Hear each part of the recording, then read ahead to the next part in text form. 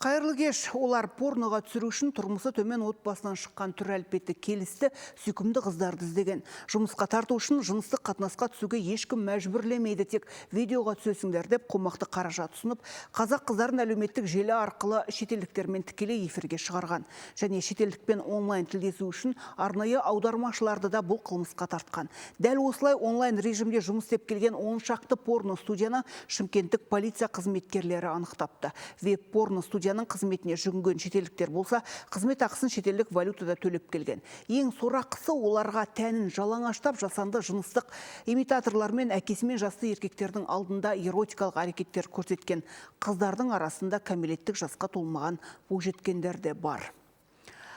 Балаларды порноға түсіріп, ол өнімді шетелдіктерге саудалап келген қылмыстық топ өкілдеріне қатысты осы қылмыстық топты басқарып келген 25 жастағы Қырғызстан азаматы Әлшер Шәршенәлиевке қатысты сот үкімі шықты. Жалпы тұрмысы төмен отбасынан шыққан қыздардың жаппай жаман кәсіпке өз еркімен тартылғаны рас па? Расталған жағдайда қазіргідей онлайн кәсіптің көп түрі дамыған уақытта жастардың мұндай жеңіл жүрісті кәсіп етуінің басқа да себебі бар ма? Арнайы мамандарды сөзге тарттық, ал Қазақстандағы алғашқы онлайн порно студияға қатысты қылмысты кім әшкереледі? Онда жұмыс істеген 50-ден аса қызда қылмыстық жауапкершілікке тартылды ма? Келесі бейнематериалда.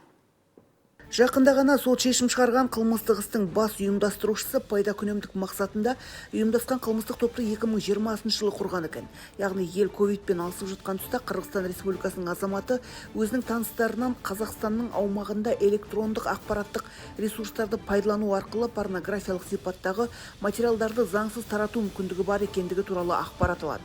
Ұзақ ойланып жатпай, ол бұл топқа порнографиялық материалдарды әзірлеу үшін алдымен аз қамтылған тұрғындар арасынан жас қыздарды жеңіл жүріске тартқандарға ақшалай сыйақы беруге уәде етіп, өз еліндегі таныстар арқылы Шымкент қаласының бірқатар тұрғындарын осы кәсіпке шақырады. Порнографияны онлайн режимде таратумен айналысатын ұйымдастырған қылмыстық топтың басшысы 12 жылға сотталды. Ал оның қылмыстық тобының мүшелері 3 жылдан 7 жылға дейін бас бостандығынан айырылды. Қырғыз елінің азаматы осы қылмыстық топтың басшысы ретінде порно студиялар үшін тұрғын жайларды жалға алу және компьютерлік техникамен жабдықтау, тікелей эфирлердің кестесін белгілеу, қыздардың жұмысына бақылау жасап, тікелей эфирлерге уақытында шығару сияқты жұмыстарды өзі құрған топ мүшелеріне бөліп береді.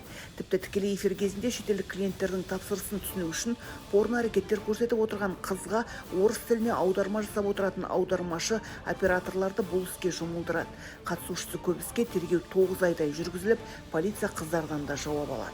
Объясните, пожалуйста, что это? Для чего предназначены эти камеры?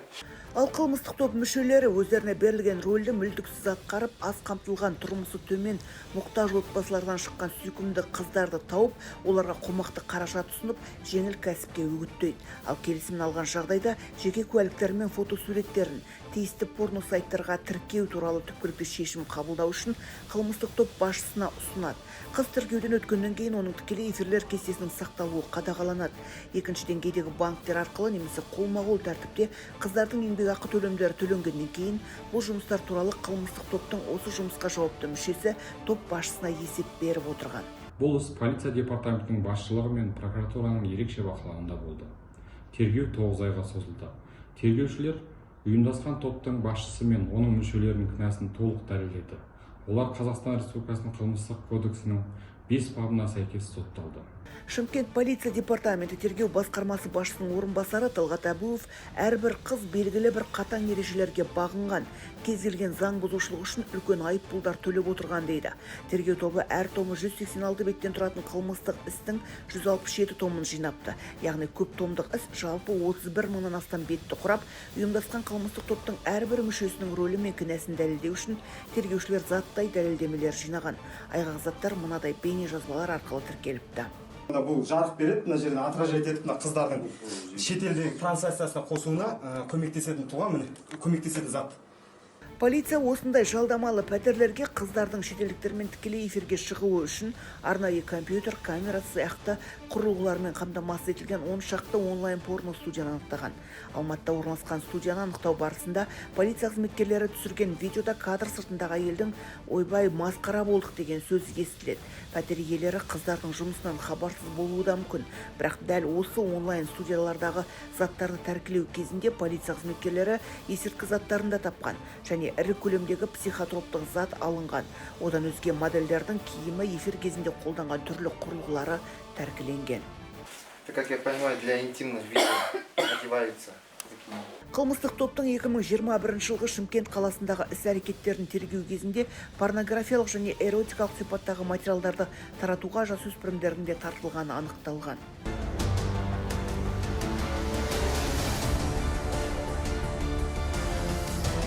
Бір сағаттан соң жасы үлкен үйленген ер азаматтың көңілін көтеру керек.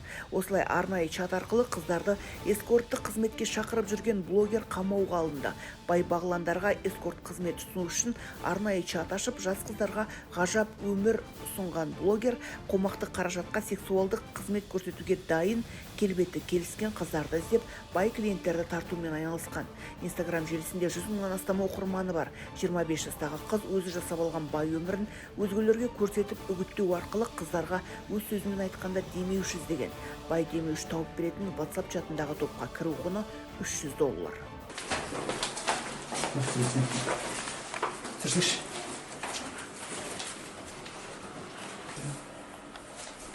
Тінту барысында күдіктіден қылмыстық бизнес туралы жазбалары бар. Күнделік сатып алынатын жылжымайтын мүлік құжаттары, ақ түсті ұнтақ заттың қалдықтары бар айна, есірткі заттарын тұтыну үшін әзірленген оралған ақша, Lexus және Toyota Camry 70 маркалы автомашиналар, сондай-ақ салмағы 1,72 грамм болатын мефедрон табылып тәркіленді. Чат ашып жасырын бизнесін көркейткен күдікті көрсетілген жеңгетайлық қызмет үшін клиенттен түскен ақшаның 40%-ын өзіне алып отырған. Ал қалғанын қызмет көрсеткен қыз алған. Кездесудің құны 1 сағат үшін 500 мың теңгеден басталған. Қаржы мониторингі агенттігімен бірлесіп деректерді талдау нәтижесінде күдіктінің 2022 жылы 209 миллион теңгеден аса қаражат айналымын жасағаны анықталған. Мына кадрлар анықталған 10 шақты онлайн порно студияның Алматыда орналасқан нысаны. Шымкенттік полиция қызметкерлері онлайн порно студияның алдымен тікелей эфир кезіндегі трансляциясының үстінен түсіп, артынша бұл қылмыстық бизнестің бірнеше нүктесін анықтаған. Алматыдан өзге Шымкент, Астана секілді ірі қалалардағы жалдамалы пәтерлерде жабдықталған 10-нан астам веб-порно студияларда түсірілген видеолар тек шетелдіктер ғана емес, қазақстандықтар арасында да көп қаралым жинаған. Аталған жайт бойынша сотқа дейінгі Қазақстан Республикасы қылмыстық кодексінің 5 бабына сәйкес 9 айдан астам уақыт бойы жүргізіліпті. Нақтырақ айтсақ, кәмелетке толмағандарды эротикалық мазмұндағы өнімдерді дайындауға тарту, ұйымдасқан топты құру және басқару, порнографиялық материалдарды заңсыз тарату және кәмелетке толмағандардың порнографиялық бейнелері бар материалдарды дайындау және олардың айналымы немесе осы сипаттағы ойын-сауық іс-шараларына қатысуы деген баптармен қозғалған іске қатысты қазір сотта үкім шығарды. Бірақ бұл жағдай үкім шықса іс бітті деуге келмейтін факт, себебі қаршадай қыздар арнайы тұрмысы төмен отбасылардан таңдалып алынса және олар тауар таңдағандай түр әлпетіне қарап іріктеліп жеңіл кәсіпке жұмылдырылса, бұл қоғам болып алаңдайтындай ақ жағдай. Олардың жақындарының, ата-аналарының қазір қандай күйде екенін елестетуде қиын. Баласы жұмыс істеуге кеткен ата-ана ол қызының қайда жұмыс істейтінінен хабардар ма? Ал жезөкшелік заңмен жазалана ма? Арнайы мамандарды сөзге тарттық. Қылмыскерлер тұрмыс жағдайы төмен, әлеуметтік жағдайы мүшкіл, көмекке мұқтаж отбасыларды таңдап алып, қыздарын жұмысқа шақырғанда негізгі ойларын айтпауы мүмкін. Тек модель болып суретке, видеоға түсесің, сол үшін саған қомақты қаражат төленеді, отбасыңа көмектесесің. Көптеген ауыр қылмыстық істерде қорлық көрген жасөспірімдердің құқын қорғап жүрген Камиша Есмұхамбетқызы қылмыстық топ жас қыздарды осылай жеңіл жүрісті кәсіпке шақырғанда алдап арбап, ал құрығына түсіріп алған соң талаптарын қоюы әбден мүмкін дейді. Астарында ештеңе жоқтығын, ол тек қана өзін сол сексуалдық сипатта пайдаланып, оны лақтыратын, немесе жаңа ең соңында олардың айтқан істемесе өлтіретіндігін, немесе оның жаңа суретін шетелдерде пайдалану арқылы қыруар қаражат табу мақсатында олар биоматериал биоматериал, олар жаңағы сутенерлар үшін биоматериал былай айтқанда. Ал қыздардың тәнін саудалап ақша табу қалыпты жағдайға айналмас үшін жезөкшелік бизнесті де құмар ойындары секілді қаладан көшіру керек дейді заңгер. Әйтпесе жеңіл кәсіпті жеке кәсіпкерлік ашып алып жасап отырғандар бар дейді Камиша Есмұхамбетқызы. Олар ИПА ашып, өз бетінше бір услуга оказывает. Шетелдегідей айдаладағы бір жерге апарып, сол айдаладағы бір жерге рахаттанғысы келсе, барып сол жақта жаңа өмір сүрген дұрыс сияқты. Себебі ол да қоғамның бір бөлшегі болғаннан кейін, ол мен үшін ауру қоғам, жезөкше деген. Сондықтан сол ауруларды ары қарай бізден қаладан тыс, баладан жаңа көзінен тыс ұстаса екен деген сондай жаңағы өтінішім бар.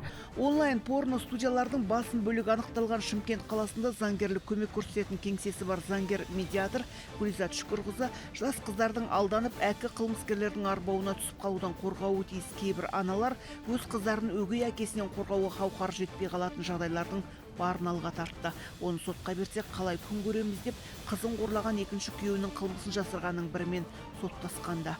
Анасынан көмек сұрап келгенде екінші күйеуін таңдайтын әйелдің қызы әрине жылулықты сырттан іздеп, осындай жағдайларға ұрынып қалуы әбден мүмкін дейді.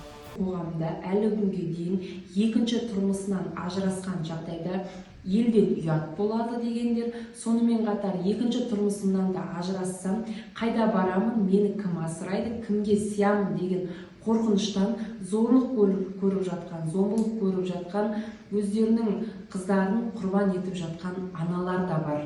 Өгей әкесіне арыздана алмаймын, мен егер арызданатын болатын болсам, көшеде қаламын деп жататын аналар да бар. Олар сутенерлар үшін биоматериал ғана. Түрлі сот процесстерінде жасөспірімдердің құқын қорғап жүрген заңгер Камиша Есмұхамбетқызы адамға тірі тауар деп қарайтын жеңгетайларға қатысты заң талабын күшейту қажет деді.